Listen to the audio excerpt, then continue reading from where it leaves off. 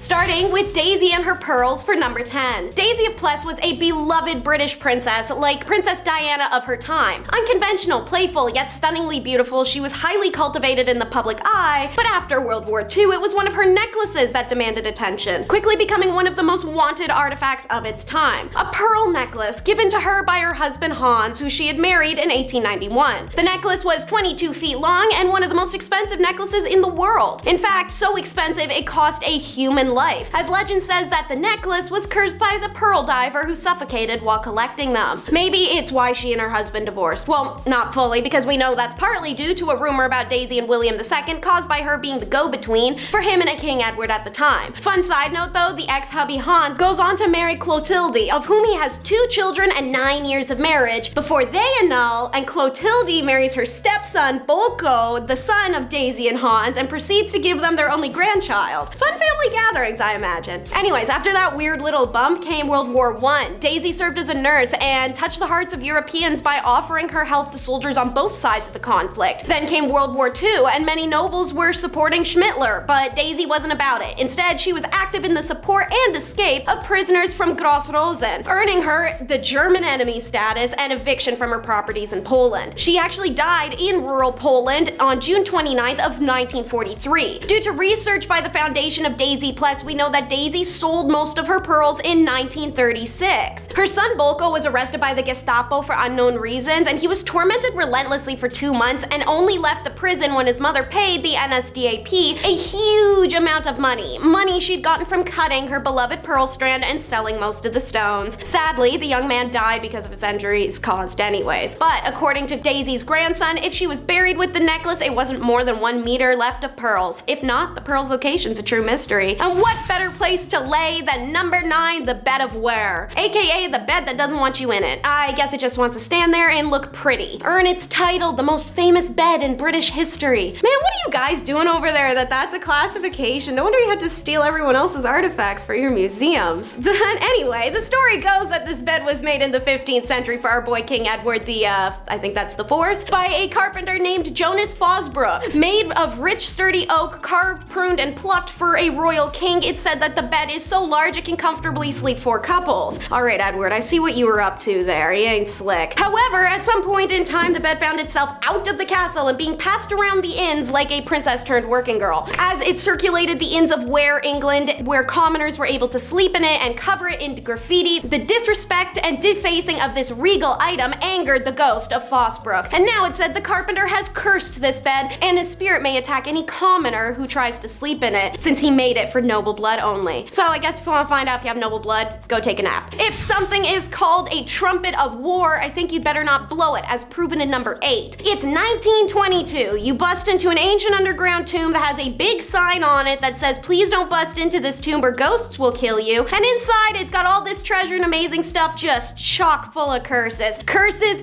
everywhere. But you see 2 big ass bronze horns literally called Trumpets of War, and the light bulb that goes off in your head is, I'm gonna play these for the world to hear on BBC radio. Anyways, yeah, these excited dummies decide to take an item that the Egyptians used as an announcement of war and death, and literally a horrific guttural wail of a sound, and play it for the world in 1939 on BBC radio. And it seemed that the universe took that announcement quite seriously, as it was only a couple months after that World War II broke out. Naturally, as the deaths of those on the excavation team were being chalked up to a curse, so was this. Moral of the story, stop touching Tut's stuff and get out of his room. Let's talk about a cursed amethyst for number 7. Shout out to all my amethyst birthstones, call them purple pals. Anyways, this cursed rock starts its life in the temple dedicated to the god Indra in India. Shocker! Seeing as pretty much every cursed gem out there, such as the Hope Diamond or the Kohinoor Diamond, is stolen from India, it's almost like there's a correlation between stealing gems and then the gems becoming death herring spite rocks. Who do you know? Anyways, so a British soldier, Colonel W. Ferris, snatched the stone and his health immediately goes to crap and he suddenly starts to go broke. He dies and the amethyst goes to his son, who then also loses all his money and becomes terminally ill. In an attempt to recover, he sends the stone to his friend to hold onto it, which the friend does do, right up until they take their own life and mail it right on back. The stone bounces to 19th century polymath Edward Heron Allen. He was skeptical at first, thus why he accepted the stone when many wouldn't, but regretted that quickly as his luck became unfathomably bad, even extending to family and friends such as a close acquaintance and professor orchestral singer who lost her voice one night after visiting and seeing the stone. Her and Alan tried to get rid of it as a result, throwing it in the canal, selling it, but it continuously returned to him. After the birth of his daughter and not wanting to take any risks, he decided to have it stored away in a bank vault inside 7 locked boxes with a note of strict instructions not to remove the amethyst until 33 years after his death, and his daughter could never hold or touch it. Less than a year after his death, however, his daughter donated the amethyst to the Natural History Museum. Next up is all too famous. It's the Terracotta Army, number 6. Many scholars believe that the Terracotta Army was never meant to be seen by the living. For centuries it existed as a myth, but the sudden discovery of a warrior by the farmers seeking groundwater unearthed a literal necropolis, and since then it's been nothing but a curse to those who found it and their community right nearby. Qin Shi Huang feared death and became obsessed with finding the elixir of life. Unfortunately, he thought murk was one of the key ingredients. Instead, it's what kills him in his late 40s. But by this time, he'd long prepared his tomb. It took 36 years and 700,000 workers to create the massive underground bunker that contained over 8,000 terracotta figures. The Chinese government had no intention to open the tomb until scientists can find a way to keep it preserved in the process, but they access and study what they can. Meanwhile, the men who discovered the warriors told Swiss News in 2013 that many of the older people in the village believed that disturbing them would bring misfortune. When the older ones saw these statues of gods and the bronze objects we had dug up, they weren't at all pleased. They said they were part of the local feng shui and that digging them up would do no good to either the village or to us. For the 7 men who encountered the Terracotta Army, this was downright prophetic. As news spread of the emperor's tomb, the government came to claim their farmland and demolish their homes for excavations, museum space, and souvenir shops. Among the well diggers, one took his life,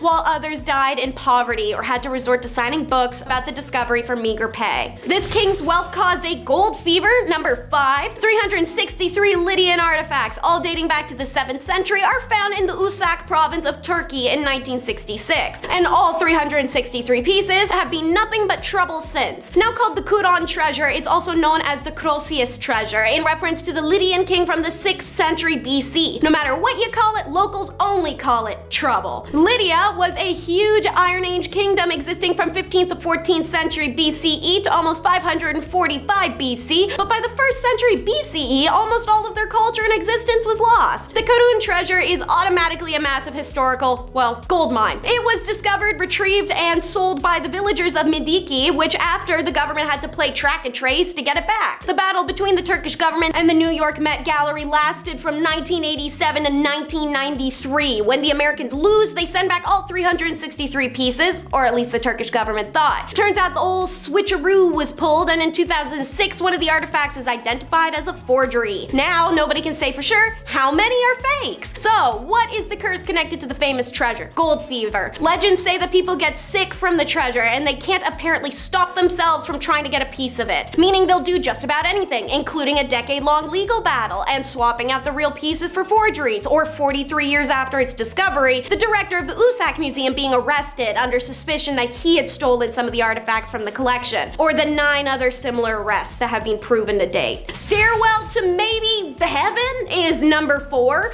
Don't know if it qualifies as a artifact, maybe a super large object, whatever. It's the Queen's House of Royal Museum's Greenwich, home to the first geometric self-supporting spiral stair in Britain. An absolutely hilarious note about this property is that also kicked off the curse of the Loveless Palace is that the house was commissioned by King James I in 1619 for his wife, Anne of Denmark, as an elaborate apology for him swearing at her in public. If anything, I believe his verbal response to be quite measured considering his wife had just accidentally shot one of his dogs. So, the Queen, however, fell ill and died in 1619. At this point, the first floor was completed and hastily capped off. During the reign of Charles I, the construction was started again once more, this time in dedication to his own wife, Queen Henrietta Maria, but this time it was interrupted by the English Civil War and the house is abandoned again, later to be repurposed to hold war prisoners. After the war, it became a boarding school, then a hospital school, then finally a national maritime museum. It seems that the building, initially meant for a gesture of love to make up for something foul, never got to be anything but foul and was cursed to remain remain a loveless place.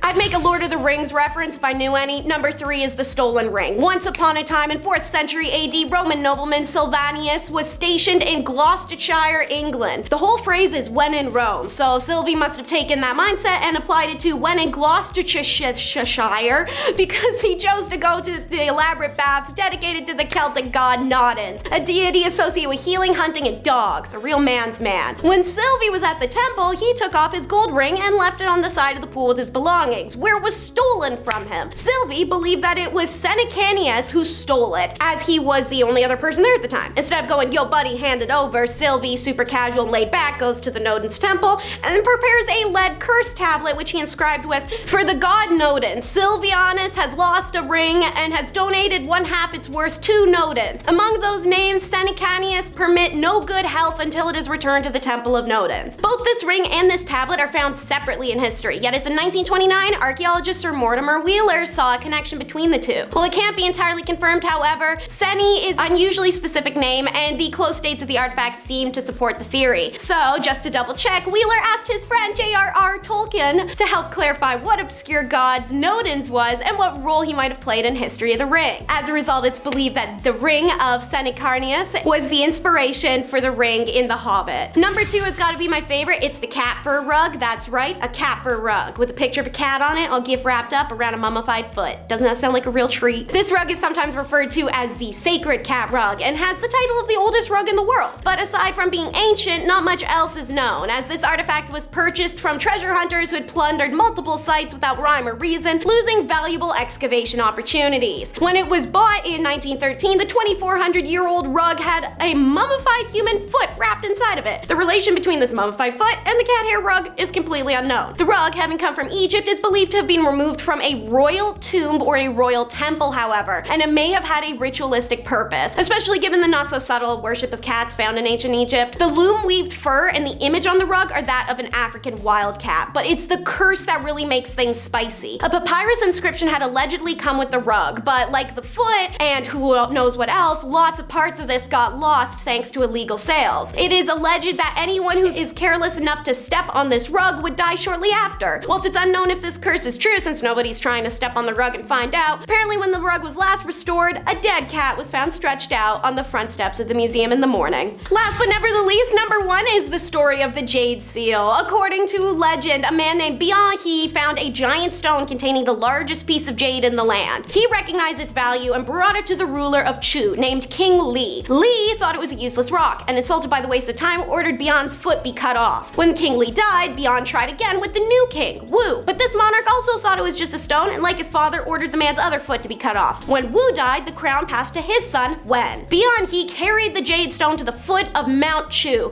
There he cried until, to quote, after 3 days and 3 nights, his tears were all exhausted and blood flowed out. At this news, King Wen sent men to ask him the reason. I am lamenting not the loss of my feet, said Bian in reply, but for the calling of a precious gem, an ordinary stone, and for their dubbing an honest man a liar. This is the reason I am lamenting. Impressed by Bian's adamancy, King Wen ordered the royal jeweler to cut and polish the stone. Lo and behold, inside was the largest piece of pure jade the king had ever seen, and in honor of what Bian he did to uncover the precious jade, King Wen called the piece He She Bi, meaning he's jade disc. Then in 283 BC, the precious jade was stolen from the king of Chu and sold to the state of Zhao, and the king of Qin offered Zhao 15 cities for the jade. King of Zhao realized it was a trap and steals the jade back from the Qin, but the Qin dynasty would have its revenge. So in 221 BC, Qin Shi Huang conquered the 6 warring states, including Zhao. Victorious, Qin ordered the jade to be carved so the most fantastic piece of jade would forever serve as the Qin imperial seal. Legend has it that the jade was inscribed with the words,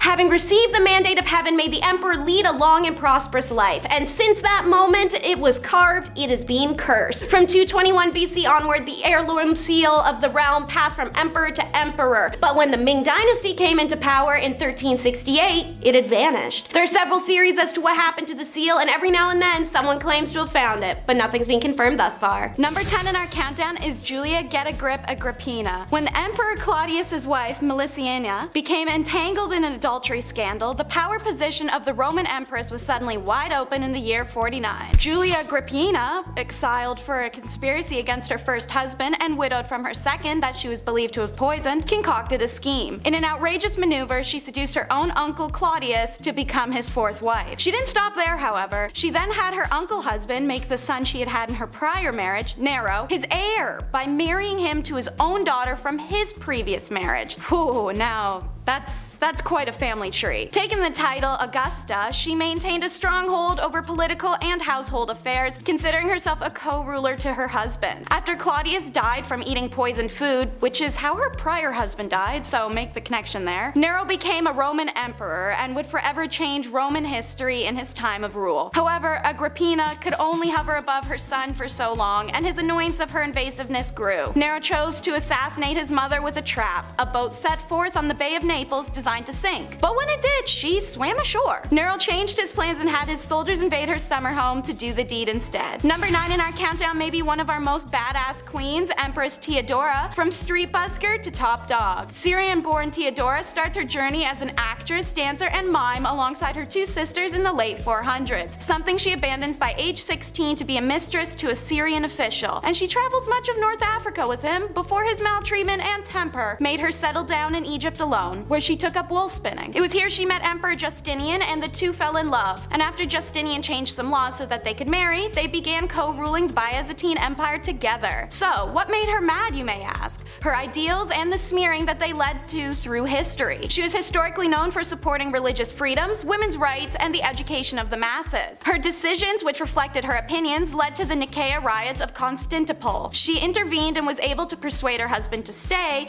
The two successfully quelled the revolt, and in turn, she made Constantinople one of the most sophisticated cities in the world and promoted women's equity. Theodora's name appears in almost all the legislation passed during the period, and she received foreign envoys and correspondence with foreign rulers. Her husband died in 1527 AD, and Theodora took sole control of the Roman Empire. Under her reign, bridges, aqueducts, and churches were built. Theodora died of cancer on June 28, 548 AD. She and Justinian are both considered saints by the Eastern Orthodox Church. The she-wolf of France is in number 8 of our countdown. Her actual name is Queen Isabella of England, and she was famously married to the closeted Edward II. Acting as a beard to someone who doesn't love you would be hard enough, but the two did also have to produce heirs together. One would be the future King Edward III. Queen Isabella was in a desolate and lonely situation, especially as her husband's two male suitors, Piers Gaveston, who he gifted her jewels to, and Hugh Despenser, who was a wildly hated extortionist, were always his preferred company. So she rounded up some spiteful nobles, first killing Gaveston by beheading, and then driving Despenser from the country and redistributing his wealth. King Edward unsurprisingly was upset and sieged against those who had contributed to the death and exile of his lovers, all whilst his wife took cover in the Tower of London. It's here she met exiled British traitor Lord Roger Mortimer and started her own affair. She had him broken out and sent to France, where she later joined him and with her son, and then sent Edward a letter that essentially said,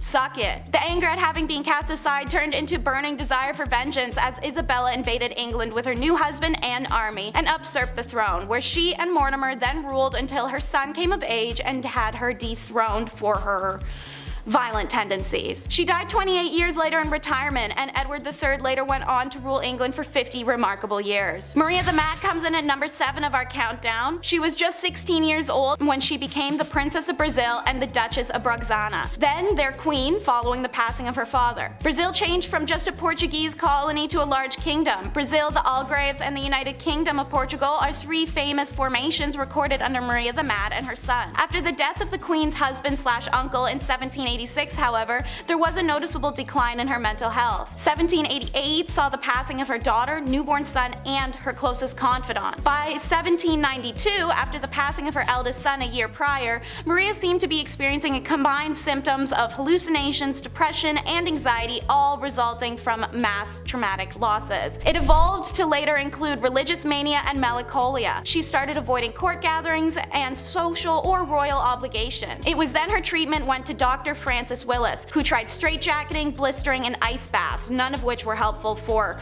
obvious reasons. After treatment for more than 5 years, he declared the disease was incurable. By 1792, Maria was no longer a capable ruler and deemed insane. Courts pushed her son John to take over the government ruling, but he delayed until he finally took the throne in 1799 for a truly tragic reason. There was just no longer any possibility that his mother would ever recover her senses. If the nickname Maria the Mad wasn't already taken, then this next Maria named monarch would have snatched it up. In at number 6 is Maria Elanora of Brandenburg. Maria Elanora was born in 1599 to Prince of Brandenburg and Anna, Duchess of Prussia. She grew up pampered, and Maria Elanora was the it girl of the 17th century. All powerful monarchs fell over themselves to marry her. While she was dismissive of the 22-year-old Swedish king Gustav Adolphus initially, in 1620 she changed her tune as she'd apparently fallen in love with him practically overnight. And so they were married. With the king so frequently risking his life in battle, it became imperative that his wife produce a male heir, so Maria had to hanker down and focus on the baby-making business. Maria experienced 3 stillborn children consecutively before the successful birth of her daughter in 1626. It was a rare break in battle, so her husband was there to excitedly greet his daughter. Maria, however, had a very different response. Her baby was born with the condition fleece lanugo,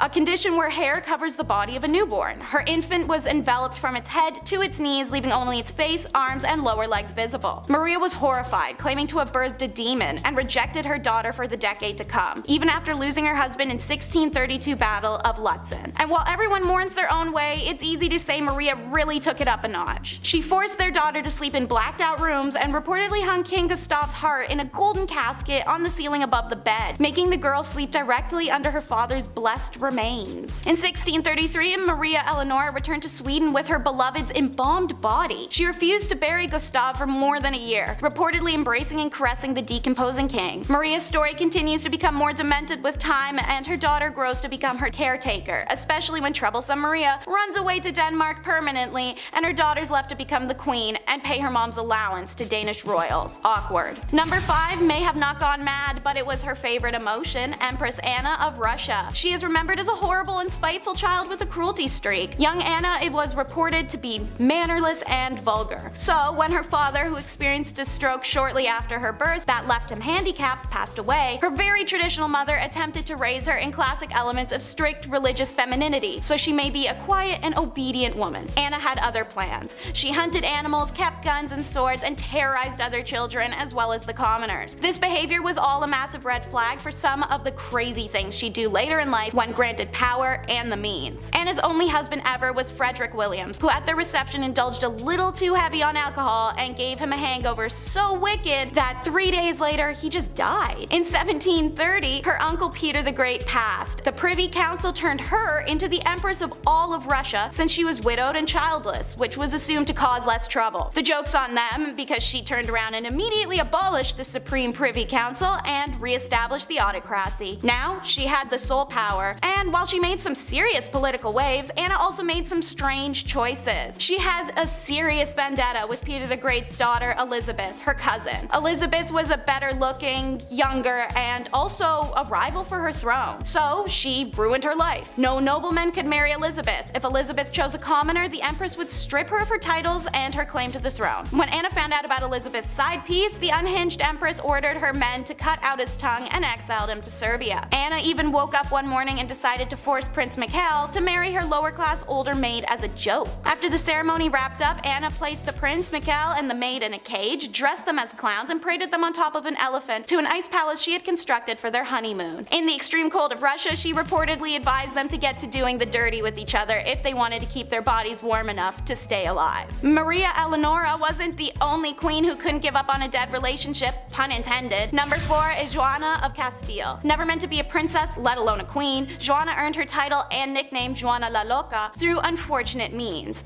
She had 2 older siblings, Isabella, who passed in 1498, and Juan in 1497. Juana's mother, the formidable Catholic monarch Isabella First of Castile, passed away in 1504. This left the throne of Castile and Leon to Juana when her father passed in 1517. Juana had started exhibiting signs of mental instability in 1504 when her mother had been sick. She was struggling to eat or sleep and having outbursts of anger. One such example was when she wished to go see her husband in Flanders. The journey would take her through France, which Castile were at war with at the time. When she was prevented from leaving for Flanders, 24-year-old Janna flew into a rage. Perhaps one of Juana's most notable displays of mental instability occurred when her husband died in 1506. 6, Joanna refused to part with her deceased husband's remains for a disturbingly long time, reportedly opening the casket to kiss or embrace him. I'm seeing a pattern here with some of these women. While pregnant, Joanna traveled with her husband's body from Burgos to Granada, a distance of 668 kilometers, which would take around 6.5 hours to drive in a car today. And talk about a romantic imbalance. While she did all of this posthumously, when her husband Philip was alive, he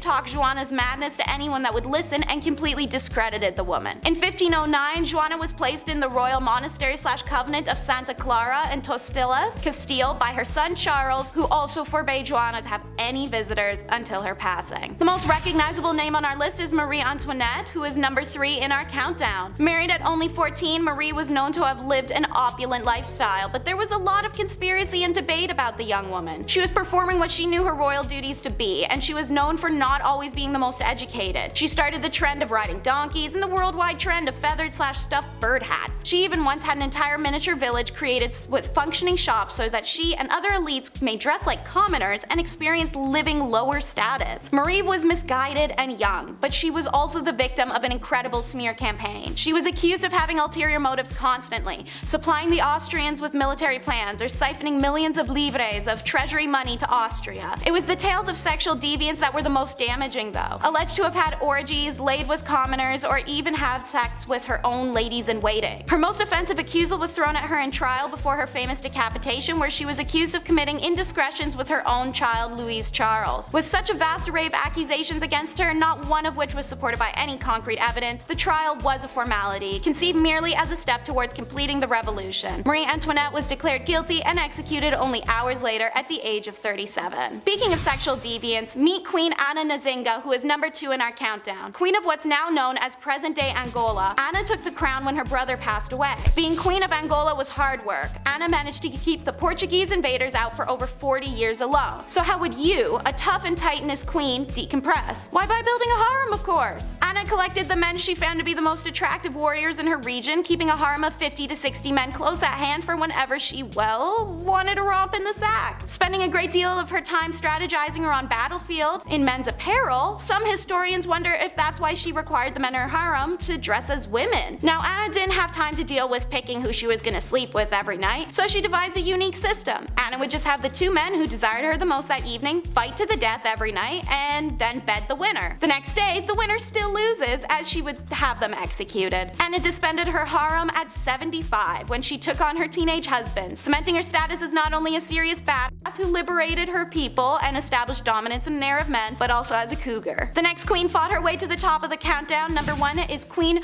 Ranana the First. During her reign of Madagascar, Queen Ranana the First is remembered as a dangerous tyrant who ruled her island nation with cruelty and an iron fist. Ranana was merciless to those who tried to colonize her nation, but also to those inhabiting it. Should crimes, disputes, or discourse arise, Ranana had a nifty trick to solve it called trial by ordeal. Both parties would be forced to ingest 3 pieces of chicken skin alongside a poison taken from a native plant, Tangana. Throw up your chicken skins and you're proclaimed innocent. Hooray! If you didn't, you were guilty and to be put to death, if the poison didn't kill you first. This trial was one of the punishments used in her persecution of Christian colonists, alongside throwing people into rock quarries and live dismemberments. Her horrific list really will go on. Rana Lavona was such a deadly tyrant that the queen managed to reduce her country's population from 5 million people in 1833 to 2.5 million in 1839, all through means of war, executions, religious persecution, or just settling scores. Depicted as a deranged tyrant even after her death in 1861, many have tried to repaint her image as one of a driven ruler trying to keep her culture and country independent from those trying to grow their own selfish empires. What's your take? Number 10, King Edward VIII, who abdicated the throne to marry Wallace Simpson, who we know is for his controversial lifestyle. By controversial, I mean, sir, you are disgusting, as he was accused of being sympathetic to the dictator regime in Germany during World War II. And the suspicions about his loyalty led to the forced abdication in 1936. Although this was more of a core reason for his abdication, he masked his political alignment as a sacrifice for love. On December 11th, 1936, he delivered a radio broadcast to the nation announcing his decision to abdicate, famously stating, "I have found it impossible to carry the heavy burden of responsibility to discharge my duties as king, as I wish to do without the help and support of the woman I love." The woman you love, or the fact that you're more interested in a dictator regime that caused millions of deaths?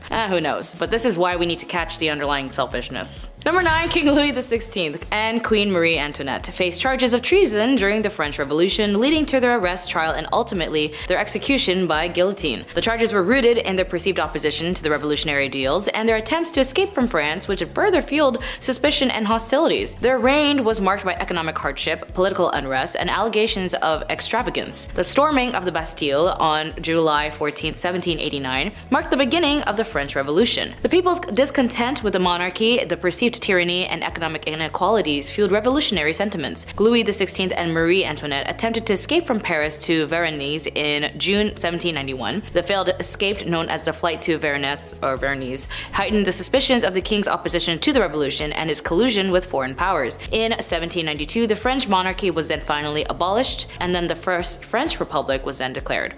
Number 8, Prince Carl of Sweden. In 2012, Prince Carl Philip of Sweden faced criticism and legal issues after he was caught racing his Porsche at high speed in Stockholm. He was fined and had his driver license suspended, as reports suggest that he was caught speeding and was involved in a collision with a photographer who was attempting to take pictures of the prince's car. And the incident occurred on a street where the speed limit was 50 kilometers an hour, approximately 31 miles per hour. Prince Carl Philip was reported to be traveling at a higher speed when the collision occurred, and the photographer sustained minor injuries and was taken to the hospital for treatment. Following the incidents, there was a public and media attention on Prince Carl Philip's driving behavior, and the incident raised questions about the safety and private concerns associating with paparazzi chasing public figures. So in summary, both could technically be held accountable, as it's been noted with paparazzis following public figures, specifically royals, had it not been efficient in positive aspects. Considering the losses of Princess Diana as an example, personally both photographer and royal should be held accountable, especially the one that was racing.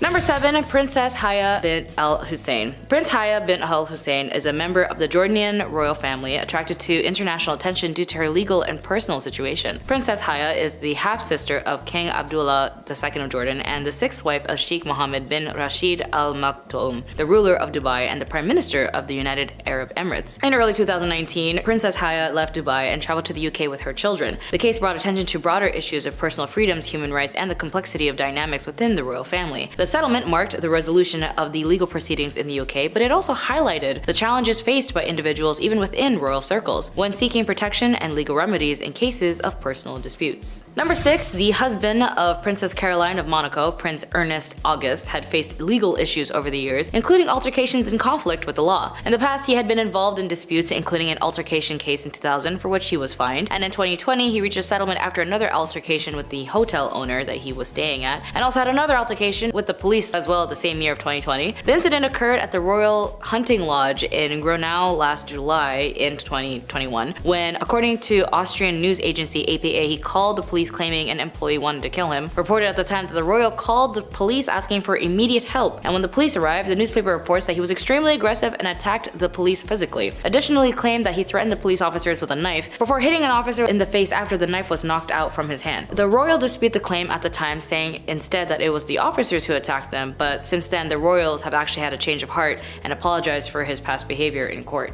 Number 5, the former wife of Crown Prince Maha Vajiralongkorn of Thailand, Princess Sasami, faced legal issues related to her family's involvement in corruption and criminal activities. The controversy led to her divorce from the Crown Prince. Some of Sasami's family's members faced legal consequences, including arrests and prosecutions for various offenses. The legal actions were part of a broader effort by the Thai authorities to address corruption and illegal activities within the royal family and associated circles. The case had significant repercussions for the Thai royal family, as it brought attention to issues of corruption and misuse of power within royal circles. The Crown Prince's decision to divorce the princess was seen as a measure to distance the monarchy from the alleged criminal activities. As the Thai monarchy is highly revered and discussions related to the members of the royal family are often very sensitive, and authorities in Thailand have very strict laws against defaming or insulting the monarchy. Number 4, Prince Jeffrey, the brother of the Sultan of Brunei, faced legal issues relating to misappropriation of funds and financial misconduct. The legal disputes involved family members and the Brunei government. Settlements were reached in various cases.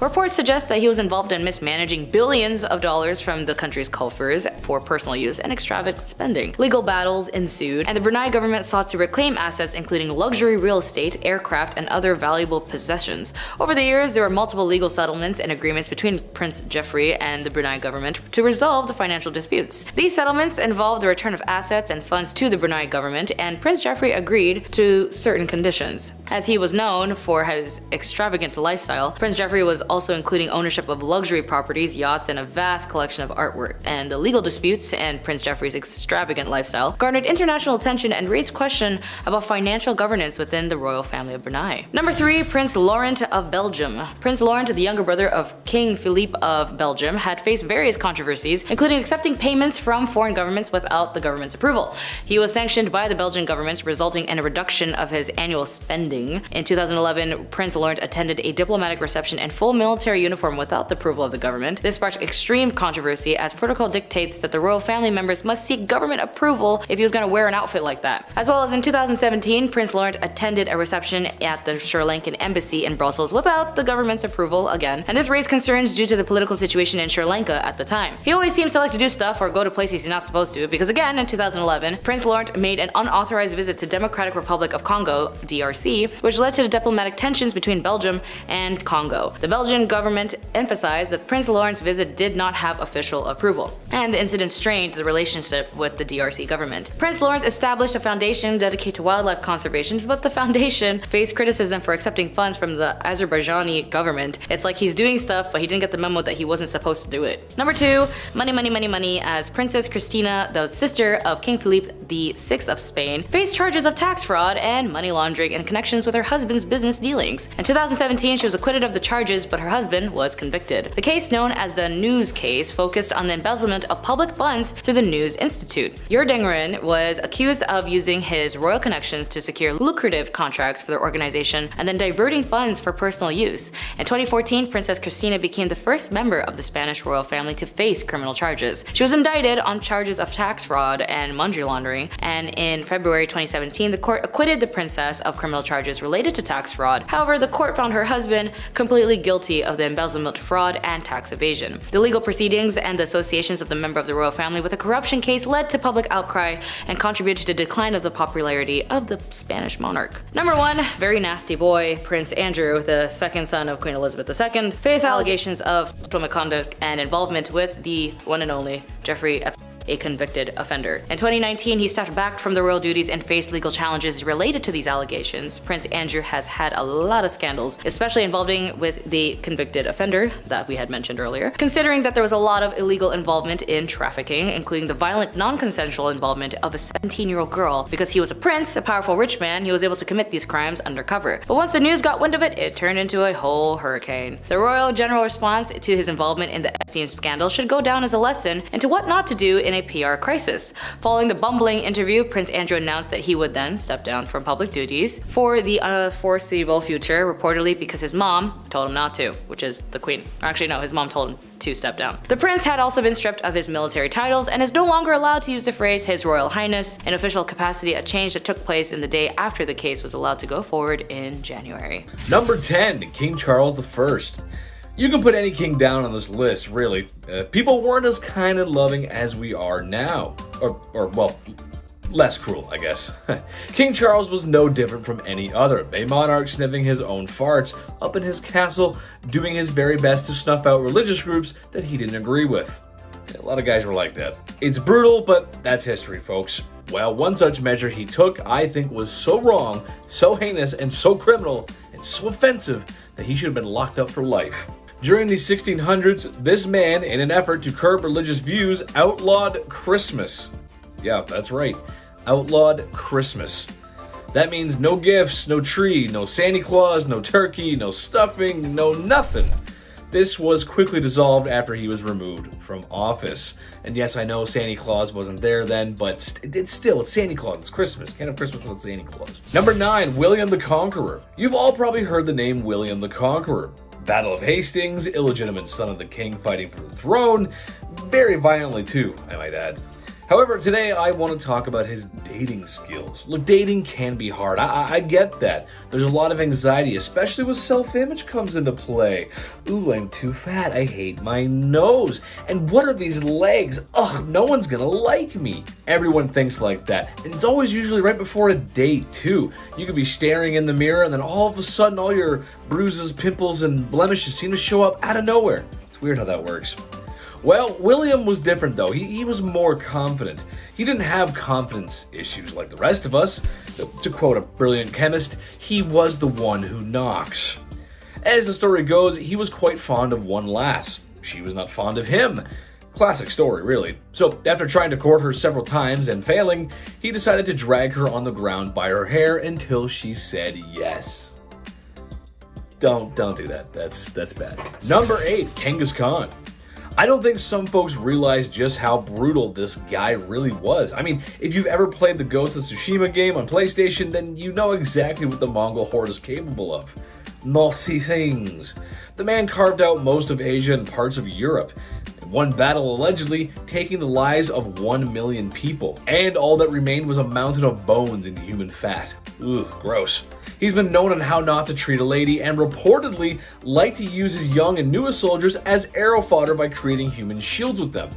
A lot of conscripts in his army were often taken from villages that he conquered. It's kind of how he kept the machine going. So either fight with me or that's picture wrap for you. What a nice guy. What a swell nice guy. Jeez. Number 7, Galo Maria Sforza. This guy was just bad. Like all bad. Not like Deadpool where he does some bad stuff for good reasons, anti-hero kind of guy. This guy is just straight bad, straight evil. In one story of the Disturbed King, he had a rival's hands chopped off. No more tennis matches. He left prisoners in hanging cages and even had a priest that made a prediction about him that he didn't find all too flattering in prison with little food and water. It got to the point where the man had to eat his own refuse. So if you cross Galo Maria Sforza, don't do it. Number 6, Ivan the Terrible. I'm not that familiar with Russian history before the year 1900, but there is a lot to unpack. It's not all Lenin and hammers and sickles and such. Ivan the Terrible was the first Tsar of Russia, and he was quite the specimen. From having struck his daughter-in-law and unlifing his son in a fit of rage, he was one nasty dude. However, I believe the story of him in St. Basil's Cathedral is more noteworthy. As the story goes, Ivan commissioned an architect to build St. Basil's Cathedral. If you've ever seen it, you know how gorgeous it is. All the onion palace buildings and whatnot, you know what I'm talking about. Ivan was so impressed with the architect's work that he had his eyes gouged out so that no one could ever build another structure or gaze upon another structure as magnificent as the cathedral. That's hardcore, dude. That's pretty hardcore. So if you do a bad job, he probably would have got rid of you, and if you do a good job, he'll still get rid of you. Number 5, Ferdinand I of Naples. This one is so strange, I can't even. I have to mention. I cannot not say it. In a nutshell, Ferdinand looked normal, just your average European king. I mean, what could be wrong about this guy, right? He looks pretty normal. Well, the guy was basically Buffalo Bill. Ferdinand liked to keep his enemies close, taken after a little bit of Michael Corleone. However, so close that oftentimes dinner guests would mysteriously disappear and end up not breathing. Afterwards, they would be mummified and pickled and dressed as if they were still alive. He would then invite more guests over for dinner to show them what could happen if they crossed him. He would open the doors and show them a sick dinner-esque area play thing of people dressed up, and that's what bad people do. That's what Buffalo Bill would do. That's gross. We don't like that. Number 4, Henry VIII. Are you even surprised he's on this list? I mean, come on, it's Henry VIII.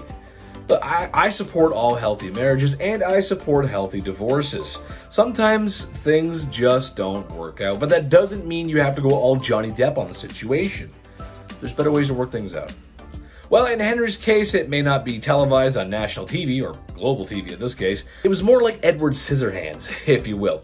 Henry VIII is famous for dealing with his wives. When the church would not grant him the divorce he so wished for, he removed his wife's head from her body. And then he remarried and divorced another, and then another one lost her head, and then divorced another, and then finally he passed away and the wife lived on. It makes sense, sure, that's... All I'm saying is the man went a little too far, that's all I'm saying, just a little bit. Number 3, John, King of England. This is the dude who wrote the Magna Carta, which for legal students everywhere is like Planet Krypton. It's where it all starts. The whole Superman, the law, everything. It's the basis of everything. Besides Hammurabi's Code, of course. Well, it's not like he signed it very enthusiastically, and the man really wasn't the nicest. He's also known for taking 22 of his most noble knights and throwing them away in a dungeon until they starved and didn't wake up for, well, no breakfast. He betrayed his brother Richard the Lionheart, the very famous Richard the Lionheart, who also wasn't very nice either, and is suspected of being the mastermind behind the delifing of his nephew. Ooh, talk about family scandal. Number 2, Napoleon Bonaparte. I know, hear me out though. The story of France and Napoleon is one for the history books. I mean, really, it's so strange. Imagine a country that violently overthrows its king and queen, and then while in the middle of that, which could be described as the worst political strife in history, you then go to war, which, if you know how it's not a good idea. You're probably going to lose. Except Napoleon didn't lose. Napoleon took France to war like 5 times within a short time period and won most of them. It's pretty good. Well, good for winning, not good for the people that didn't make it. That's when he declared himself Emperor of France and kind of lost his way, which it's stupid because it defeated the whole purpose and point of the revolution and the democracy that the people were so fighting for. Eventually, the international community caught up with him and banned him to an island twice. Because he came back and said, I'm back, and then, no, back to the island. Go back. You're going back. Number 1, Elvis Presley. Look, I know, it's Elvis, but he's the king of rock and roll, man. You can't go wrong with Elvis. Plus, it kind of works too, because I think people have a really good image of him, but he actually wasn't. You'll see. He is the king of rock and roll, to be fair, and he's more famous than any king on this list, actually. But the king of rock and roll isn't so squeaky clean, and certainly not a stranger to crime and scandal. At some points in his career, you could find him excessive drinking and using illicit substances, if you will. He might have had to put on those jailhouse rocking denims, well, for real. Back in 1956, at the peak of his fame, really, Elvis got into a physical altercation with 2 gas station attendants after fans began to crowd him. It was a messy situation, and he was actually up on charges of battery and disorderly conduct. Not a good look for the king, baby. The king's got to stay clean. Number 10, Boudica. She was very tall, the glance of her eye most fierce, her voice harsh. A great mass of the reddest hair fell down to her hips. Her appearance was terrifying. Sounds awesome to me. One of the most famous queens in British history, Queen Boudica was originally co-ruler of the Iceni tribe of East Anglia alongside her husband King Protasitas. That is, she was until the Roman governor of Britain at the time attacked. Protasitas was killed and his lands and household were plundered by the Romans. Boudica and her daughters were rather savagely treated as well. So much so that after the fact she rose up, leading other tribes of Britons who banded together and decided to take the fight back to the Romans. The Britons captured the Roman settlement of modern-day Colchester, with the imperial agent fleeing to Gaul. They fought to London and to St. Albans, storming the cities and sending the defenders fleeing. The Britons desecrated the Roman cemeteries, mutilating statues and breaking tombstones. The Roman governor of Britain at the time, who had fled with his troops into the safety of the Roman military zone, challenged Boudica with an army of 10,000 regulars and auxiliaries. Win the battle or perish, that is what I, a woman, will do. You men can live on in slavery if that's what you want. It's a pretty good quote. The battle was a brutal defeat though, with Boudica taking poison to avoid becoming a prisoner. Criminal to the Romans, but I mean, a hero to pretty much everyone else. Number 9, Nefertiti. Kind of hard to call this a crime, but basically Nefertiti was the wife of the Egyptian pharaoh Amenhotep IV. Being close to equal in power to her husband, as well as very influential in her own right, she and her husband did something quite scandalous. They decided to turn their backs on almost the entire pantheon of Egyptian gods. Sort of. They made one god the prime god of Egyptian religion during their reign. That would be the god of the sun, Aten. They moved the capital of Egypt to a new location, which they named after Aten, and they even both changed their names. He became Akhenaten, and she became, give me a sec here, Nefertiti.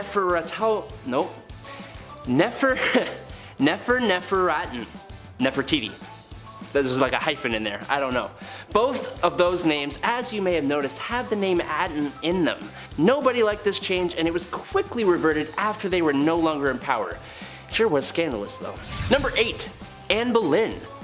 Honestly, for most of the wives of Henry VIII, it's a little hard to, well, 1, pick one, but also 2, really know if any of the things they were accused of actually happened or if they were just easy excuses.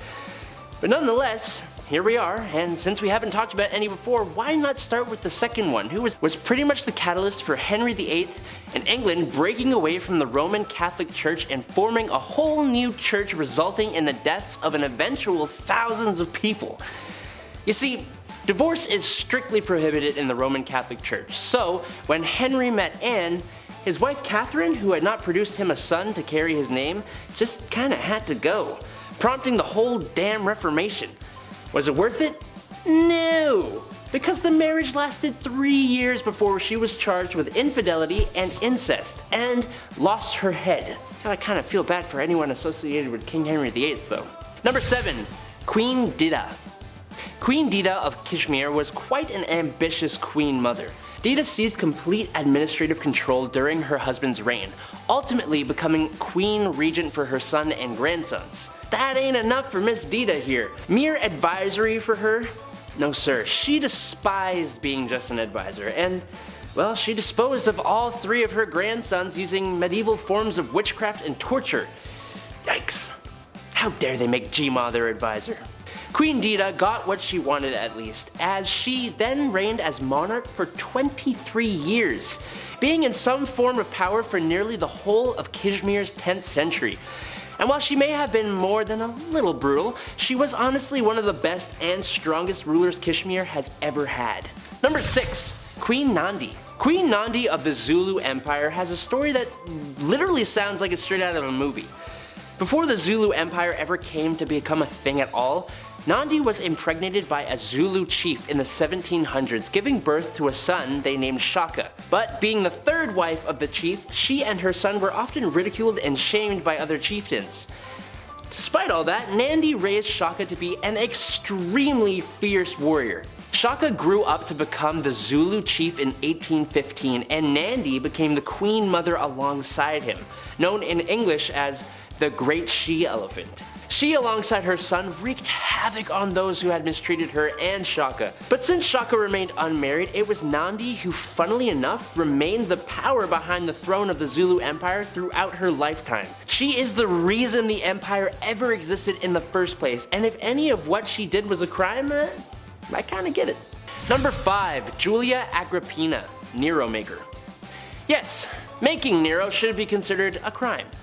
But honestly, Julia Agrippina of Rome did quite a bit more than just that, and I can see where Nero got it all from. You see, Agrippina wanted to be in power, and when her uncle, Emperor Claudius, separated from his wife due to a scandal, Agrippina saw an opportunity, no matter how messed up it seems to both us and the people of the time. Agrippina seduced her uncle, became his 4th wife, and by extension, became the Empress. But it doesn't stop there. She manipulated her uncle husband into making her son Nero heir to the throne, and set up a marriage between Nero and her daughter-in-law Octavia. It's even rumored that she poisoned the food that ended her husband's life, allowing Nero to rise to power, which really bit her in the butt when Nero had her assassinated. What is this crazy family? Good God. Number 4. Queen Theodora. Queen Theodora was scandalous before she even became queen. She was involved in theater from a young age, and one of her most well-known character portrayals involved her stripping down to next to nothingness. But her acting career slowed right down when she met and married Justinian I, who was the heir to the throne of the Byzantine Empire. The two of them were as thick as thieves and ruled together, but that doesn't mean she didn't have a knack for dispatching of those who threatened her position. She was scandalous, but she did way more good than she did bad. She set up houses for ladies of the night, worked for women's marriage and dowry rights, and banished brothel keepers from the Byzantine Empire. She was also a huge supporter of monophysitism. I hope I said that right. She's even considered a saint in the Eastern Orthodox Church of the modern day. Killing it, Theo. That's kind of a bad joke, actually. Number 3. The Great She-Wolf of France. Queen Isabella of France started off her queen life married to Edward II of England, who preferred the company of men to his own wife. This is obviously a precarious and possibly extremely frustrating situation to find oneself in, but she kept it bottled up and even gave birth to a son, Edward III. Until it all came to a head when her husband found a new favorite, She visited France and had an affair with Lord Roger Mortimer, an exile from England. But the better twist came when Isabella, alongside Mortimer and a mercenary army, invaded England, took the throne, and she became Queen Regent for her son Edward III until he came into power. She also was probably responsible for the dispatching of her husband Edward II while he was captured. Eventually, her son would come into power, and she was imprisoned for 2 years before being allowed to live a quieter life in retirement. Number 2. Queen Fredegund. I was constantly double-taking almost the entire time I was reading about this woman. She was crazy ruthless and all seemingly for the betterment of both her bloodline and the Merovingian kingdom. She became queen in the 5th century, marrying King Chilperic, and organizing the death of Queen Galswintha and sending Queen Odovera to a convent. When Brunhild, a big enemy for the king, and sister of the late queen, swore vengeance on them, Fredegund brutally destroyed Brunhild's husband and sisters, destroying them as in that kind of thing. The queen also made sure that all of the other heirs to the throne stopped breathing, making it a sure thing that her bloodline would occupy the Merovingian throne. Her son, Clotaire II, was only a baby when the king met his end in 587, so, of course, this ambitious queen rose up to power, fighting battles, quelling rebellions, and ensuring the smooth running of the Merovingian kingdom in her role as Queen Regent. She met her end in 597, 10 years after her husband, but Clotaire II continued in his mom's footsteps, having Brunhild and all her descendants removed from existence, resulting in 20 years of peace. So it's good. Number 1. Cleopatra. A list of scandalous queens would not be complete without one of the most well-known and famous rulers in history. Cleopatra VII Philopator was the last pharaoh Egypt ever had, reigning from 51 to 30 BC. Her life was full of scandal. When she first came into power, she was co-ruler with her husband and brother, Ptolemy XIII. But that didn't last very long, as the two did not see eye to eye, and it started a huge civil war in the country. At the same time, a conflict from Rome made its way to Egypt as well, resulting in Julius Caesar allegedly being seduced by Cleopatra and helping her end her brother's life. And again, being co-ruler with another of her brothers, also named Ptolemy, and ending the life of one of her sisters. She was also having an affair with Caesar and even produced a son with him, who became co-ruler with her after Caesar's death and after her other brother was seemingly assassinated. I'm so glad I was not a part of these families. Just death and betrayal everywhere. She then went on to seduce second Roman triumvirate member Mark Antony and sided with him when Octavian and Mark Antony engaged in the final war of the Roman Republic, which Antony lost, fighting with and alongside him until she poisoned herself to avoid being paraded through Rome and executed by the victorious Octavian.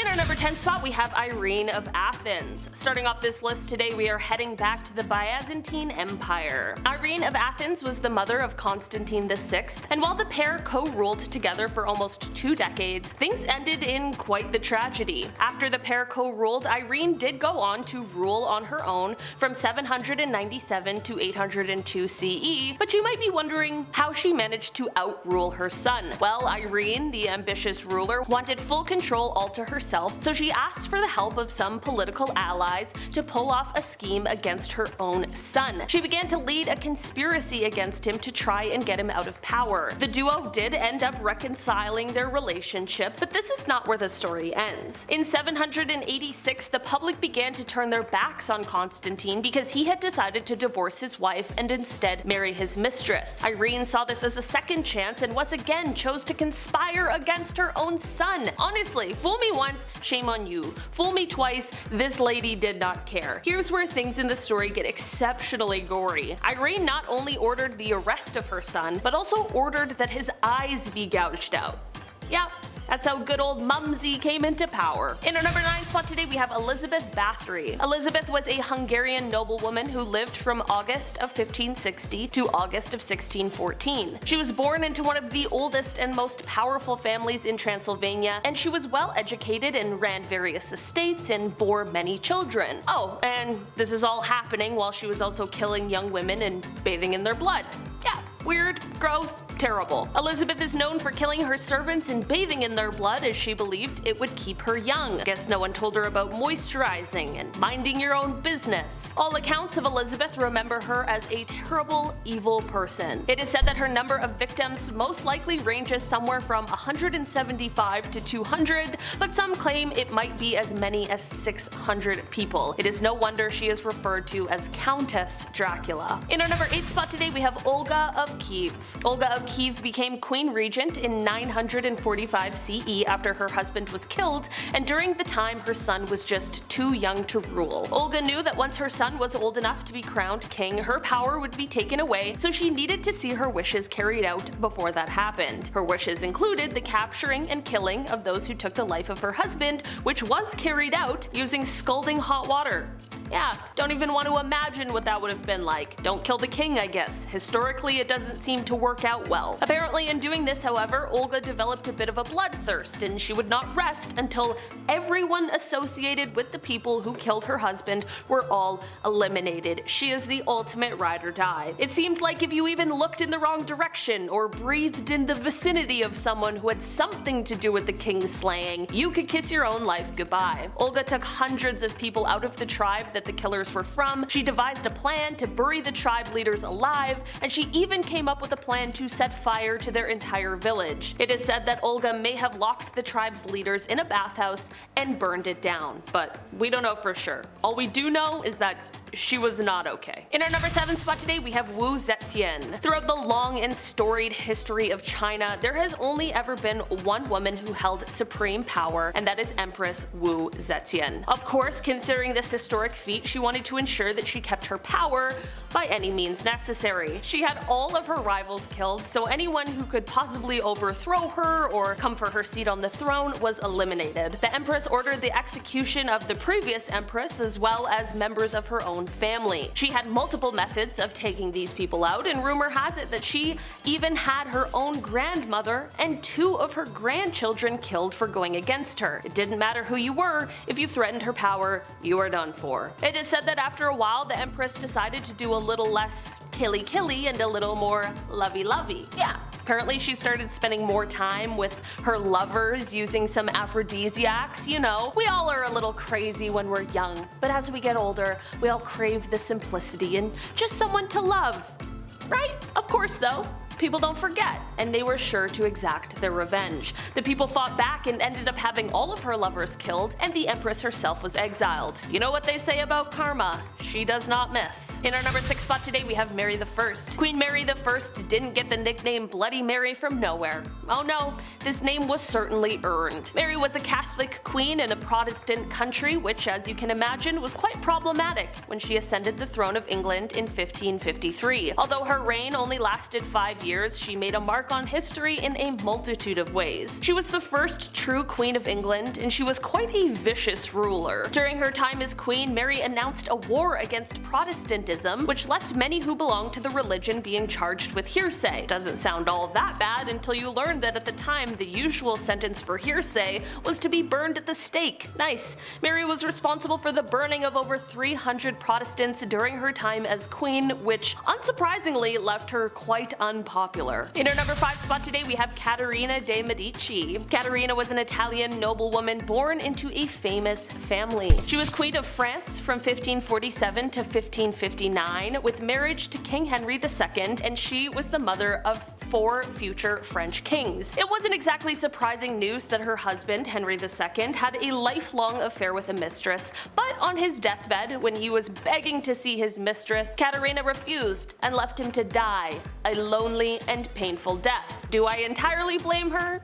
No, but it's also a pretty heartless move, you know what I mean? The daughter of the queen, Margaret, was said to be rebellious, but her mother wasn't just going to let her get away with it. The mother and daughter would fight over the married daughter's extramarital affairs, and it is said that Caterina's scream could be heard echoing throughout the palace. One fight between the two even saw her locking her daughter up in a castle, never to see her again. In our number 4 spot today, we have Agrippina the Younger. Roman Empress Julia Agrippina of Rome was pretty spoiled. She lived a lavish life. Her husband was the emperor and she had a family, but that just wasn't enough for her and she wanted it all. Julia was quite ambitious and she spent most of her early life trying to dethrone her predecessors. She believed that she and her son had a claim to the Roman throne by birthright, so she tricked her way into royalty by tricking her uncle Claudius into changing the Roman law so that they could get married. Suddenly though, after they got married and she became empress, Claudius died. Could be a really convenient coincidence, or it could have been a totally planned hit. I'm not accusing anyone, I'm just telling you what the word on the street is. She and her son Nero went on to rule Rome from 49 to 54 CE. Julia stayed by her son's side for as long as she could so that she could hold on to her power, but eventually Nero got tired of his mother manipulating him and he had to force her out of power. Julia, as you could imagine, was furious because power was the one thing in the world she desired the most, and so she rallied a group of supporters to try and overthrow him, but the plans backfired and she was expelled instead. In our number 3 spot today we have Maria Elanora. Maria of Brandenburg, the Queen of Sweden, has quite a horrifying story that relates to the birth of her daughter. Apparently, Maria wasn't feeling the overwhelming joy of childbirth because although she was hoping for a son, she gave birth to a daughter, Queen Christina. Maria wasn't shy about her opinion. She apparently screamed that she was given a dark and ugly daughter with black eyes. Okay, it's kinda rude.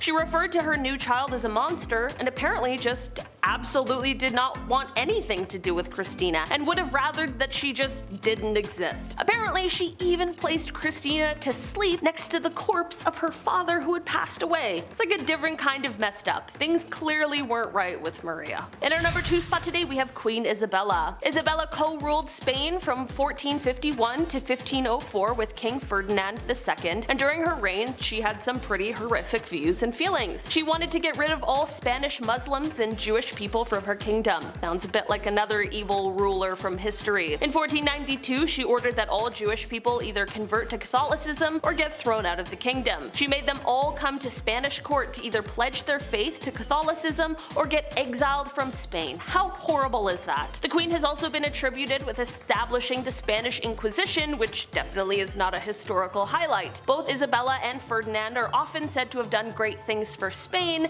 which in some cases is true, but at what cost and for what reason? In our number 1 spot today we have Ranana I, the last queen of Madagascar. She ruled the kingdom for 33 years from 1828 until 1861. There is no doubt that she was committed to her kingdom and that she would do anything for it, but in this plight she was cruel and violent. She initially came to power after the death of her husband, and once she had it, she was not letting it go. The queen was able to keep away the advances of the French and British, and she left the bodies of those who tried to attack out for display on the beach. In 1845, the queen ordered 50,000 subjects to build roads across the jungle for 4 months. They were meant to have this massive buffalo hunt. Well, she clearly wasn't thinking everything through because 10,000 of those poor souls died of starvation and exhaustion, and not one buffalo was hunted. Some records of history state that she even had her own uncle executed in order to protect her power, and there is an even more gruesome story. Some people even state that she ended her own mother's life by starving her to death. That is some epic level of evil, if it's true.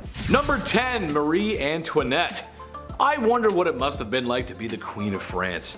To sit in a palace and eat all those delicious foods that your cooks can make while the peasants outside struggle to eat, and sing about bread for some reason. I don't know, Les Mis reference. It's a life of beauty, balls, and not listening to what the stinky peasants outside have to say. Except that's the very reason why Marie Antoinette was the last queen of France. You can only spend so much time and money on your exuberant lifestyle before the people get fed up.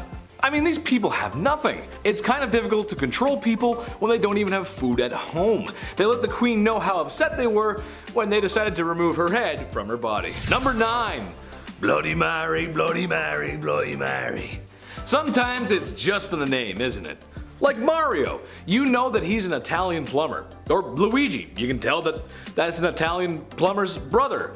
And King DDD, King of the DDDs or something, I don't know. Okay, maybe the names don't always give it away, but Bloody Mary does. Most known for her liberal use of the wooden stake and the whole burning folks alive thing. I wish I could tell you it was for barbecue, but It was actually for some more serious religious persecution and reformation. The Catholic Church was hot, but the witches and heretics burning at the stake were hotter. No cap. Number 8, Reina Valona of Madagascar. This one is a new one for me. Didn't know about this, but here we go. So basically, Queen Ranalo. I'm just gonna call her Queen Ravioli because I can't pronounce it. Basically, Queen Ravioli takes over from her past husband. She says to herself, how can I make things better? Oh, I know. How about I become a ruthless, bloodthirsty, unaliving tyrant? Great idea, right? Yes, very not great success. Yes, unfortunately she did many heinous things. Something I found out to be particularly interesting, however, was her destroying the many good things her husband had set up before her. Madagascar had some European intervention, and while it's true that a lot of times that is a bad thing, and yeah, it's a bad thing, and it does bring some bad stuff with it, however, it also brings a lot of good things with it. In Madagascar's case, it was markets, modern schools, trade, and diplomacy with Europe, and that's good. Money's good, you like that. Well, the queen wasn't having any of that, so she reformed. And by that I mean she repressed and unalive people. Number 7, Empress Irene.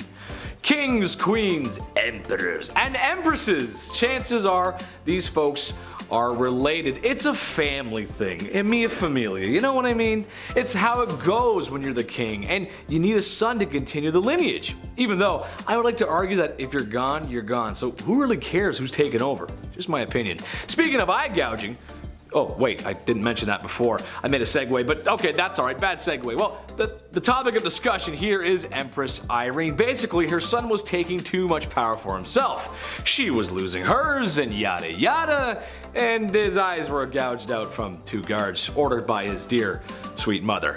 Can you blame her though? I mean, come on, he was threatening her rule. She worked so hard to get there. The chief was just silent on this one. Chief had no words for that one, guys. No words. Number 6, Fu Hao. Another woman in history married to a man in the stinky patriarchy. Worst! Except Fu Hao didn't want to be wife 57 of 64. She wanted more than that. And to be honest, I think that's fair. You go, girl. Who wants to be wife 57 of 64? Maybe some people in Utah, I don't know. What's maybe slightly more unholy than having that many wives is going on an epic military campaign and raging war in the Shang dynasty. A warrior queen, if you will. We know some of this history based on her tomb, as she was buried with ceremonial weapons, knives, blades, swords, some dogs, some human sacrifices, gold, money, jade, and lots of other valuable goodies. Just makes you want to loot all the stuff in there, doesn't it? I mean, jade's pretty cool. This was a common practice amongst male warriors back then, but you know what? Good for her and all that unaliving. Way to go, sister. I like it. Very nice. Okay. Number 5, Tamiris. Honestly, every time I face her in Civilization 6, it just ends badly. I'll spend a few turns building my economy or maybe organizing some troops, and I look back over at her cities and she's already amassed a massive army and is ahead in science. Yeah, I'm not the best Civ 6 player, but sheesh lady, come on, give me a break. This probably has something to do with her real life counterpart. Tamiris was a woman who lost her son to Cyrus the Great. So she said to herself, I don't know what's so great about this Cyrus guy.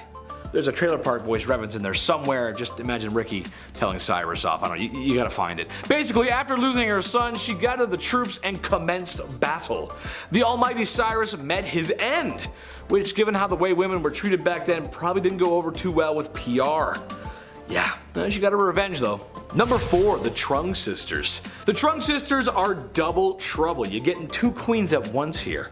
China was being down bad and trying to conquer some things that maybe they shouldn't have. Naughty, no. The Trung sisters came to answer the call. These girls are actually revered as heroes still today in Vietnam. But what they were able to do for so long was very impressive. China had a very impressive army, no surprise there, and Vietnam was a much smaller country, or kingdom I guess you'd say, and their army was not as impressive. But the sisters managed to hold them off for 3 years. 3 years with their forces. That is crazy good. That is very impressive, and perhaps a lot of bloodshed too.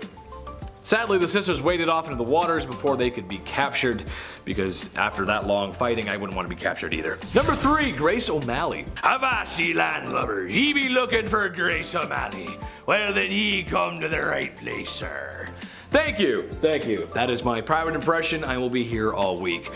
Bad impressions aside, Grace O'Malley wasn't a traditional queen, to be fair, but what she didn't have in regular queen qualities, she did make up for that in being a badass pirate. Nice. This is another one where I'm gonna ask Hollywood for a movie, please. Irish pirate queen? Come on guys, that's just a movie begging to be made. Grace O'Malley was a fierce pirate from the age of 11 and a wise woman who ruled the seas after her father's passing. I don't really have much to say after that, to be honest. I'll just wait for Hollywood to make their move. And maybe you could cast me in there. And I could put on some long red hair and some boots and I could swim and just put the red hair on me right now. I just look so good. Number 2, Queen Victoria. Okay, hear me out on this one. This one has more to do with their lineage per se than her, but it's her somewhat to blame. Okay, so Tsar Nicholas II of Russia, King George V of Britain, and Wilhelm Kaiser II of Germany were all first cousins. Their grandma was Queen Victoria. What? I know, right? Isn't that weird? Yeah, it's weird. Imagine how crazy your bloodline has to be for that. And, you know, the fact that during World War I, all 3 of these cousins were at war with each other. I mean, that's just insane. I mean, families fight, sure, but come on, man. Get the mustard gas off the table, bro. Come on. That's cheap. Just don't. Number 1, my mom. My mom, I love her so much. She's the best. But man, sometimes, she's so unfair. I had to do chores when I was a kid, and I had to put down the toilet seat, and worst of all, she made me put the lid of toothpaste back in the tube when I was done with it. Ugh! I mean, come on, right? Not like she ever did anything for me, like birth me, feed me, raise me, clothe me, and love me unconditionally. And now I gotta make my bed? Oh, this is the worst day ever! I'm sure no other cute boy with blue eyes like me ever had this problem. Ugh! Kicking off the list at number 10, a goodnight kiss. We'll start off funny, okay? History can be funny sometimes, even when it's not meant to be, and it's meant to be completely serious. I can't help but read this information and laugh. Royals were sweating constantly about people trying to take them out, of course. I mentioned Boy Jones on here a few times. That guy stalked the queen over and over for years. Historically, these royals have been on the lookout for enemies, and the way that they prevent these attacks, yeah, sometimes it can be a little funny. Like the kissing sheets, for example. Have you heard about this weird position in the castle? What an odd job this is. A great deal of monarchs hired taste testers to make sure nobody poisoned their ale, which is, you know, pretty lousy job there. Either having a good day or a bad day, no in between. But they also had a guy kiss the king's sheets every day. He just kissed the entire bed. The king size, may I remind you, massive bed. King Henry VIII, this guy hired somebody to literally just go in, get snuggled up, and just make sure the king's bed wasn't poisoned. There's nothing on it that's gonna make the skin go all ouchy. But he would just get in his bed and just go to sleep for a bit. You are required to make the king's bed every morning, of course, and before he gets back in, you gotta get in and kiss that bed, man. You gotta kiss that bed real good. Mwah, mwah, let's go. Mwah. All right, time to clock out for the day. Mwah, one more for good luck. Clothes as well, that was touched. Maybe not kissed, but it was for sure worn and touched. It's so weird. Guys wearing my clothes in my bed. No way, I'd rather get poisoned. Like, yo, take my jeans off. Who is that guy? Get back here. Like, imagine marrying that king and it's like, oh, hang on, before we get snugged in, this guy has to go and kiss your sheets. She's like, ew, what? Why does my sheets smell like breath? Everything smells like breath. Number 9, enemas. We gotta talk about perhaps one of the worst sights to see in the household. Back in the olden days, enemas were the talk of the town. Well, rather, the palace. Like most things in the 1400s, only the rich could afford the enema supplies. Specifically, King Louis XIV. Guy loved enemas. Just big old fan of enemas. It's believed that over the course of his life, Louis XIV received thousands of enemas. Thousands. It's a lot of decimals. Decimals for enemas. In just 1 year, Louis received 212 enemas. Like, guy, that's like 112 too much, I'd say. I don't know. He would always take it a step further, and dare I say, a step fancier, by using almond milk for the enemas. Imagine being married to a guy and he pulls out almond milk and you're like, oh no, not again. Come on, Louis, please, I just ate. Number 8, no bathing in this house. Bathing in the olden days wasn't fully understood, if that makes any sense. Like in a medical book, in an official 16th century medical book, the medical advice was use not baths or stews, nor sweat too much, for all openeth the pores of a man's body and maketh the venomous air to enter and for to infect the blood. First of all, huh? What? What does it even mean? Why is every shred of medical knowledge always written in riddles? God forbid you have bronchitis in the 16th century. A doctor would just be like, ah yes, just a drop of ale and a witch's flick and you'll be on your way. Like, what? Do you have any halls? Help me. Help me, dude. No, I'm just mad. I just like, bro, I have pneumonia. I need medicine. So of course they thought that taking a bath would make you sick. Of course. So King James IV, apparently this guy never took a bath in his life. And his hygiene was so bad that he would sometimes pass lice to others just by being in the same room that he was earlier. So not at the same time, he would come in, do his king stuff, leave, and the lice would be like, pew! And they would just wait in that room and get on someone else. That's so gross. That's horrible. Lice would emit off this man. He's like the stinky kid from Charlie Brown with the stinky cloud. That's just like lice around this guy. Margaret Tudor was married to King James. Yeah, must have loved the no bathing thing, eh? Oh boy. Number 7, Queen Caroline. Queen Caroline. Ba ba ba. She went out in a horrible way. We can't sing about her. History remembers Queen Caroline for the way that she went out. It was bad. It was actually written down in an epigram attributed to the 18th century poet Alexander Pope. Here lies wrapped up in 40,000 towels, the only proof that Caroline had bowels. Again, it rhymes. Why is everything rhyming? This is so awful. Who can be like, yeah, write that down, that's good, that's good. Wait. It does rhyme, that's good, that checks out. Rest in peace. My gosh, her husband, he was certainly no help at all. Caroline was previously married to George IV, and this guy locked her out of Westminster on Coronation Day. So yeah, she went out in a horrible way, but let's not forget the marriage that came beforehand. That wasn't pleasant either. Nothing in this guy or this marriage was pleasant. Number 6, Henry VIII. Of course he's back. He had 6 wives and it was pretty much entirely bad for all of them, yeah. It was the late 1400s. Henry took the throne in 1509. This guy was only 17 years old when all of this madness began to unfold. Only days after the execution of Anne, who I mentioned on part 1 of this list, so days after he married his 3rd wife, Jane Seymour. Anne Boleyn and Jane Seymour's mothers were first cousins, so they were close, and during all of this, they of course went head to head more than once. Jane died shortly after giving birth to Edward VI on October 12, 1537. I can't mention King Henry's wives and leave a couple out. This is just a history channel. We have to mention all of them, okay? Number 5, George V.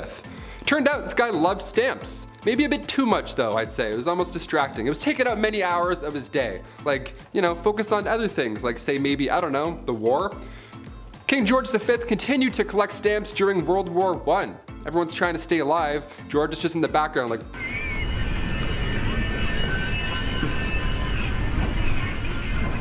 Like all collections, they started at an early age. It's now at a point where it's just, past impressive and borderline strange. Especially if you're a royal, like you're really going hard with this. This guy had albums on albums of stamps. He had around 330 albums, each was 60 pages, full of stamps. That's 20,000 pages full of stamps. That's a lot, way too many stamps. So naturally, he was nicknamed the King of Stamps, or rather the King of Philately. That's the official term for collecting stamps. We're historians here, we have to make it official.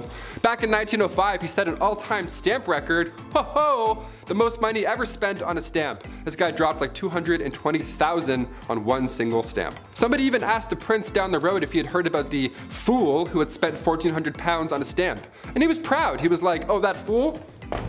It was I. Number 4, Rudolph II. The Holy Roman Emperor from 1552. He was known as a collector. Yeah, some princes collected stamps, others collect zoo animals. We're all different. Yeah, his castle was home to lions, tigers, and not bears, but orangutans, so good luck getting your 8 hours. He also collected human artifacts, like body parts after they've been, so that's watch your step, I guess. Welcome to MTV Cribs, don't mind the jar of eyes, watch out for the lion's tail, careful. What a mess. He's quite important in history though, I guess. He supported the scientific revolution, and he also poured tons of money into astrology, so next time you read your horoscope, remember it's Bones in the Jar Benny that's responsible for that one. And also, in case you're wondering, yeah, he didn't pay attention to any of his wives or anything like that. He was just, no, jars for me, jars animals, I'm all set. Number 3, Don Carlos. Spanish Crown Prince, the guy who just enjoyed being the worst human alive. Let's talk about him.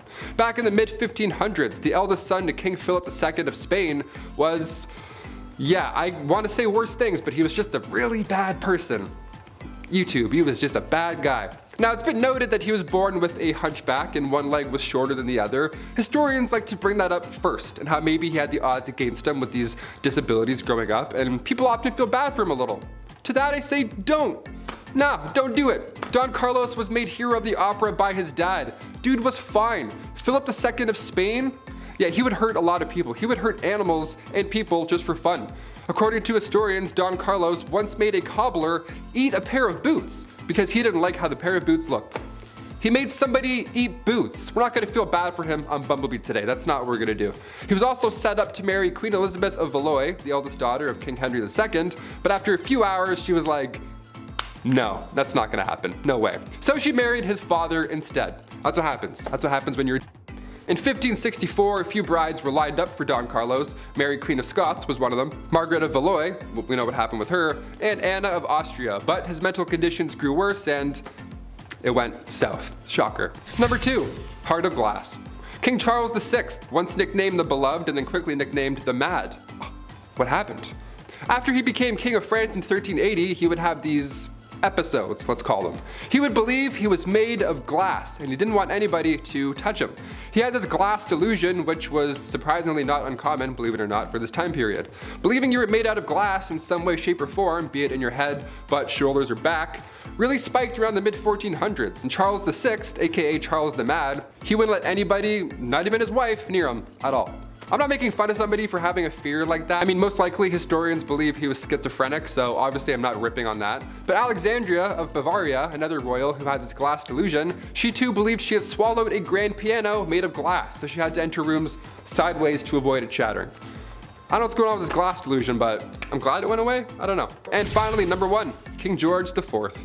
Voted as England's worst king by historians, so that should already tell you a good amount of this guy. George was another one of those monarchs who was a little too invested in his, intimate side quests, if you know what I'm saying here, like all these other kings we've talked about. He was a bit busy, being a stupid fool. This man was trying literally everything to get a woman to sleep with him. Although he was the king and he was already set up, he was like, nope, I'm gonna go and keep trying with strangers and random. And he would throw a tantrum if they said no, or he would threaten to end his own life if he didn't get the girl. Like, you know what I'm saying? One of those kind of monsters. He would also keep trophies, lack of a better term, of all these conquests afterwards. He would ask each people that he slept with for a little piece of hair, and then he would keep them. He would store them. Back then it was kind of common, I guess, for lovers to keep locks of each other's hair. Weirdly enough, because you don't have phone numbers or any sort of way to remember someone, photos, I don't know. So you kept their hair. But after the king died, his brother found 7,000 envelopes, each with a lock of hair that was, quote, enough to stuff a sofa, end quote. So yeah, I'll leave you on that note. I think there's a hair in my mouth. That's kind of gross. Like Edmund II of England, oh, to be stabbed in thy buttocks while you rest your thighs upon the latrine is what happened to the king. And after his father's death in April 1016, Edmund was chosen as king of England by the small number of council members. The Danish invasion was around the corner and they had spies everywhere. The leader of the Danish invasion had a son who wanted to do his papa proud, so he snuck into the castle and for some reason hid in the toilet of King Edmund. He waited till the king walked in and sat where he would sit for the very last time. With a very long knife, he struck and died. After 2 strikes, the son escaped, and although there are different accounts to this tale of it being just an assassin, or maybe if it was the actual son who did this, either way, the Danish invader didn't like it as this was a horrible way to die. So I don't know, what do you think? Would you check the pit before you sit? Sorry.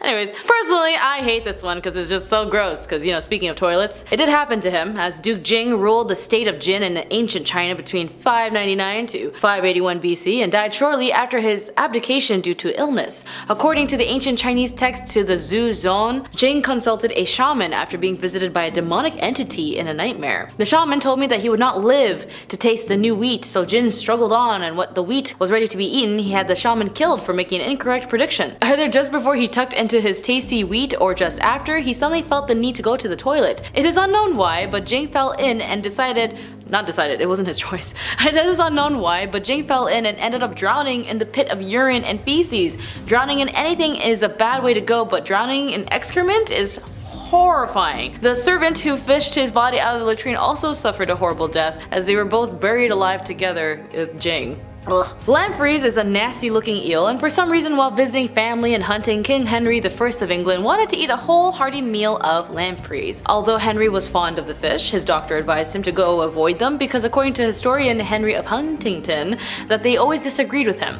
Henry ignored his physician and chowed down on the forbidden fish, and soon after, it caused a sudden and extreme disturbance, under which his aged frame sunk into a deathly torpor. Henry is not the only king to have eaten himself to death, as Adolf Frederick of Sweden managed it in 1771 after eating a copious amount of seafood, then tucking into a samilla bun, then one after the other and the other and the other, in total eating up to 14 sweet buns before experiencing his own stomach imploding and dying. Al-Musalsim Bala is the last Abbasid caliph to rule from Baghdad and was killed by Hulagu Khan, Genghis Khan's grandson. There are different stories about exactly how he was executed, but it's generally accepted that there's no blood that was shed. The most popular accounts are the fact that he rolled up into a rug and trampled to death by horses, or locked into a treasure room to starve to death. In the travels of Marco Polo in 1300, it is written that Hulagu told the caliph to eat of thy treasure as much as thou wilt, and since thou art so fond of it, he shall never ever again have anything else to eat. Historian Nasima Nagaz states that trampling is now regarded as the most likely cause of death, as she comments that while this is technically a noble death, there was no blood that was spilt. It was probably because they had less nothing to do of honoring him because of his royal blood, and more of the fact that Mongols' religious beliefs and superstitions, as Mongols believed that the soul resided in the person's blood. So a bloody death meant their soul was free to take revenge, and plus, breaking a person's bone was believed to be ensured that their lineage would be ended. Sigurd Estenson's life is a tale of Vikings, pirates, and treachery, and although it's perhaps to be best remembered to have one of those oddest deaths in history, Sigurd was the Viking ruler of the island of Orkney whose exploits earned him the name Sigurd the Mighty. In true Viking fashion, he sets about conquering the north of Scotland, which was then inhabited by a group of people called the Picts. This brought him into conflict with the early Moray as Male Birgit the Booktooth, as the epithets were able to give the person most distinguished feature, as we can pretty much sure that this teeth had been pretty eye-catching. In regards to this, he died by someone biting him. That's how he died. We all yell when we're upset, but sometimes it's just not good because you might die, and in the case of Emperor Valentinian I, he definitely did. Valentinian was a Roman emperor from AD 364 to 375, and he spent much of his reign defending the borders of the Roman Empire in Europe. Valentinian met with a group of Quadi messengers, the Germanic people of the Romans had been fighting constantly to negotiate, a ceasefire. The envoy maintained that the Romans had been wrong to build forts in their land and just could not guarantee that the chiefs would all cease their attacks. Ammianus Marcellinus, a Roman soldier and historian, wrote that Valentinian then had a burst of mighty fit wrath and just started rage quitting everywhere, and to the point that when he did calm down, he just suddenly was speechless, passed out, suffocating, and his face was so tinged with a fiery flush that Valentinian actually worked himself in such a rage, it caused him to have a fatal stroke. So, the next time you let your anger get the better of you, just remember Valentinian I, who died of a stroke after screaming in rage. So put down that video game, it's not that deep. Richard II had a mixed reputation. He is seen as some of a progressive thinking king who despised war and loved art, but his contemporaries saw him as a tyrant, prone to stealing their inheritance. In 1399, he targeted his cousin, Henry Bolingbroke, who I guess ended up being broke, who returned from exile and not only took back his inheritance, never mind, he wasn't broke at all, but was also claimed at Richard's throne. The new Henry IV was initially lenient and seemed to have intended to let Richard live out the rest of his days as a prisoner of the Pontefract Castle in Yorkshire. But a plot by Richard's loyal supporters put an end to that. It is believed to avoid the stigma of spilling the blood of an anointed king, Henry IV had Richard starved to death. Alternately, it's possible Richard died through self-starvation, but either way, he was dead by February 1400. James II, who ruled Scotland for 23 years between 1437 and 1460, his reign is generally looked upon favorably. Acts such as the foundations of the University of Glasgow made him a very popular king. But he was also responsible for reprehensible acts such as the killings of his Earl of Douglas. In fact, James showed that he was willing to get rid of anyone who threatened his rule. Even though the Scottish War of Independence was over by the 15th century, certain areas around the borders regions remained under British control. One of them was the Roxburgh Castle. King James thought that he would be able to reclaim this castle for Scotland at a time when English forces was weakened by the War of Roses. But while he was waltzing in, trying to making his way downtown, walking fast, faces past, and he was homebound, or more or less cannon bound, he died. And he was killed by a cannon, but not just any cannon, his own. He was standing right too close to it, and instead of just shooting it, it exploded on its own, and honestly, you could say that he had a blast. Being the grandson of George V and the present Queen's first cousin, he was once again a high as fourth in line of the British throne. It is possible that the Prince of Wales named his first son William, Duke of Cambridge, after him. William apparently suffered from porphyria, which might have been actually what made King George III mad, as he owned several aircraft, skied, drove sports cars, and went ballooning and trekking around the Sahara Desert, despite the skin condition brought on by his illness. His most dangerous hobby, however, was his love of racing aircraft. In August 1972, he was competing with the Goodyear International Air Trophy when shortly after takeoff, his plane banked, left, clipped a tree, and crashed. He and his co-pilot unfortunately died absolutely instantly. Worst of all though is waiting for a nice drink but realizing it was too hot. But for the emperor, I don't think he ordered this drink intentionally. The Roman Emperor Valerian ruled from 253 to 260 AD, and when he was captured in battle by the Persian Emperor Shapur I as a prisoner of war, Valerian was subjected to humiliations which included being used as a stepping stool, for which Shapur would use him as a mount for his horse. That's kinda messed up. Sources varies in their description of this eventual execution, with the most gruesome tale being that he was forced to drink molten gold. An alternative story is offered up by the advisor of the Emperor Constantine I, who alleged that Valerian was flayed alive and his skin was then dyed with vermilion and displayed as a warning to Romans that they should not place too great confidence in their own strength. Although neither account is verified, drinking gold and being flayed alive is both a very horrible, painful way to go, especially seen in history.